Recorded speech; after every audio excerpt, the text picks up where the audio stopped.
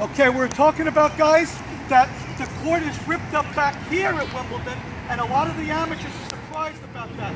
So as a real reminder, after you hit that approach, you're coming to a complete split step, all right? And the split step's not going to be in the middle, and it's going to be before the guy hits the ball and with complete balance. I hate scientifically, it's not good teaching when you say what not to do. But I got to remind you, the split step is not simply coming, splitting and falling forward. Because you want to be super fast where you can flog down any ball to the side. So if you make a complete split step that you can really push off this way or push off this way, you tall high school guys, shape, training, jumping the rope, going to the gym a couple of days, you're going to be able to get almost every ball. You're going to freak that guy out when he actually goes and takes a shot at a great shot, and you're actually there. Joe, you and Josh did that really great last week. Okay? And then you're going to get the guy in the third set to do exactly what you want. Go for too close to the line, hit the ball too hard, and miss for you. But the final part that was so relevant about that last week was making the split step, and then a lot of people don't want to split step early. Let's say you had to actually hit the approach shot here. So you're going to split step from here. They don't like to stop here because they feel if they do get that meatball, they can't put it away right on top of the net. But we talked about the same kind of push off you can do this way, the same kind of push off you can do this way. You can kind of come in and finish it here. Okay, now everybody stand up and follow me. Come on this side. Here is the icing on the cake. Guys, come on this side here. Stand right by the alley. Here's the icing on the cake. Here's what the McEnroes do. If you've been watching this video for the first time, okay, and you want to know what really makes this work, here's what you guys didn't do last week, and I knew I would save to show you. After you come to the split step here, and you get that meatball, what you guys were doing was 3 or 4 beautiful balanced short steps, and then stopping and taking a big step and taking a swing at the bottom. What I want you to do is what I call walking right through the ball. So you're taking your split step just in case. You got the meatball up there that you wanted to get. You started to come forward, right? Now, finish it like this. Don't stop, take a big step and step in. What you are going to do is you split completely. You got the meatball. You're going to walk right through it and simply put the ball away. So when we do our warm-up drill today, that's all I'm looking for. Now you guys, more than most, are very good athletes. You guys had a very good instinct at splitting, then taking those nice short shuttle balance steps, but when you figure now it's time to swing the racket, your feet stop, you planted, or you stepped in this way, and you take a swing. No. What you want to do, that's why when we do those practice things, where you keep your hand here, you can't take much of a swing. That's why this kind of drill with the racket up here kind of works. But we'll save that for another time. Moving along here. So you split. You're ready to dive and cut off their lucky good shot. But instead they threw you up that meatball you wanted. Your racket's up, you're stalking it away, simply run right through it. I don't even have to, for purposes of this video, have somebody throw you the ball, because you know how easy that is to do. So what you just want to do is, I want you to hear it here, that you're not going to take the short steps. Joshua's great. For a big, thin guy, you took, after the split, you took 12 beautiful little steps. But then when you were about to put the volley away, it's okay. Nobody taught you yet. You would then stop. Hey, James Blake was top 10 in the world. He could have been number 1 if he did this drill. When he would volley, he'd move it beautifully and brilliant, and then take a big step. But the McEnroes and the Federers and the Djokovic's, when they come in, they just run right through it with that step there. Okay, final lesson of the day on the strategy that I want people. Joe, you can stay right here and get a view this way. Guys, come on around right here. Come back around on this side. Final thing, we're ready to play. Final thing for the video. Guys, stay right where you are. Joe, you can get a little closer. I'm just going to demonstrate on this side so you can see my forehand mostly. Okay. We talked about this is the final thing of the day.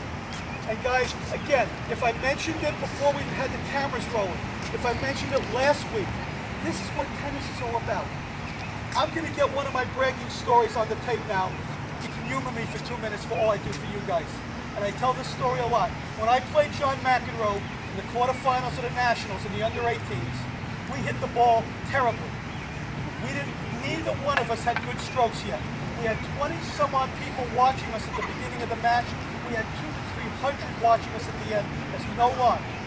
And I would hear parents with the kids that already lost matches saying, "Come here, son, you got to watch this." They don't even hit it, but we never hit the ball back to each other. So this is not diving. Tennis is not a matter of style points. It's a matter of hitting the ball where the other guy isn't and being where you should be.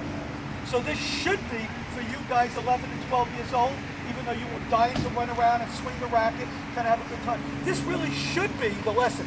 But imagine somebody from Mars coming in, seeing a basket and not wondering what's the object of the game. Learning how to dribble, learning how to put your hand just right, and nobody telling them the object's to get the ball in the basket. That's what tennis players do. Most of them have years of lessons hitting the ball without knowing what's the object. And even me meeting you really quickly, trying to give you some fun last winter, I didn't even get a chance to show you this for a while. So now it's time to know what the object of the game is. Final thing on strategy. Okay, for the people watching the video out there, you can't do any of this. You can't put that volley away if the racket's not ready. Okay. And watching a lot of the high school matches, a lot of the kids will take the racket back early and stop it here. Then as the ball is coming to them, they got to finish all this. Or if they have a straight backswing, they'll take the racket back to here. And then as the ball is coming, they got to do more. Joe, on the backhand, they'll take the racket here very early. Okay, like your #1 singles player hit the ball as good as the guys on TV right here at Atlantic City. If the other guy would have fell down or an airplane would have landed on the court, he would not have known it. Because when he was up here with his backhand, and as he's hitting the ball, he's got to finish that backswing. Really, if an airplane crashes, this is no lie. If an airplane crashed on the other side of the building, would not know it. Me, when I was a junior, I had the opposite backhand. I had a okay slice backhand where the racket was back immediately. Done, forever.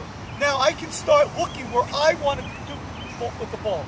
So, on the forehand especially, I don't care if you take the racket back to here. I don't care if you take it back way here. I don't care if you're somewhere in the middle.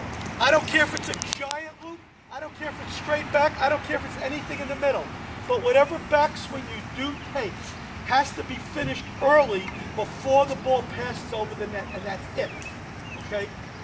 Vitas Gerolaitis, a very strong guy that played in my era, he took his forehand back only to here. But from here he didn't go more. He would swing from here. You see the Djokovic's and the Nadals and everybody, they take it back here, but they're here early. Okay? The biggest one as we finish on that in the whole world, and I think she's doing pretty good, are the Williams sisters and Serena. They almost make it very obvious. In my day, it was Jimmy Connors. Now, George, get ready to stop the video. Thank you, world, for listening. Thank you, players that came out dying to run around and play, for listening.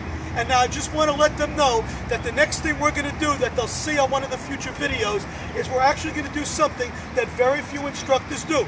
We're going to choreograph points. We're going to plan our points out. After all, aren't you ready for that level? You guys playing high school tennis? It shouldn't be aimless hitting anymore. All right? And it's even better, as a final thing, JoJo, and tennis world, and more importantly, my students that are paying good money to be out here, you move better, you watch the ball better when there's a purpose. I'm going to stalk that ball in more when I hit a nice wide kick serve, when I'm already thinking, I know where I'm hoping that return's going to go, I know where I want to put that volley. Okay, when you're approaching the net, okay, already I'm thinking, I practiced with my brother yesterday, who's younger than me and a phenomenal player. Well, I'm driving home from New York yesterday, I'm thinking, what would I do to him in a game? His forehand's unbelievable. His forehand, he can do anything with his forehand. I would approach to his backhand and dare him to go cross-court, just like I told you. Okay, so what we're going to do in this, maybe in one of the future videos, is choreograph points, but I think some of the people watching this video, hopefully it's about 10-12 minutes, will now know more about tennis than the rest of their tennis life. Thank you.